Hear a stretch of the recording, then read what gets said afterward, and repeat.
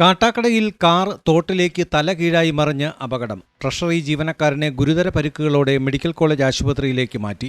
കാട്ടാക്കട പൂവച്ചൽ റോഡിൽ പുന്നം കരിക്കകത്ത് ഇന്ന് വൈകുന്നേരം 6 മണിക്കടുത്താണ് സംഭവം നടക്കുന്നത്. ട്രഷറി ജീവനക്കാരനും അമരവിള സ്വദേശിയുമായ വിജയനാണ് അപകടത്തിൽ പരിക്കേറ്റത്. പൂവച്ചൽ ഭാഗത്തു നിന്ന് കാട്ടാക്കടയിലേക്ക് വരികയായിരുന്ന മാരുതി ആൾട്ടോ വാഹനമാണ് ദിശ തെറ്റി റോഡിൽ നിന്നും 10 അടിയോളം താഴ്ചയിലേക്ക് പതിച്ചത്. അവിടെ ബ്രേക്ക് വെട്ടുമ്പോൾ ഒരു സൗണ്ട് കേട്ട് തിരിഞ്ഞ് നോക്കുന്ന മുമ്പ് നേരെ തോട്ടിപ്പോയി. ഒരാളെ ഉണ്ടായിരുന്നുള്ളൂ. നാട്ടുകാരെല്ലാം കൂടി ഒരു 5 മിനിറ്റിന് മുമ്പ് ഫയർ ഫോഴ്സ് വന്ന് ആംബുലൻസ് വന്ന് കൊണ്ടുപോയി. 5 മിനിറ്റ് എടുത്തുള്ളൂ. കാർ പൂർണ്ണമായും തകർന്ന അവസ്ഥയിലാണ്.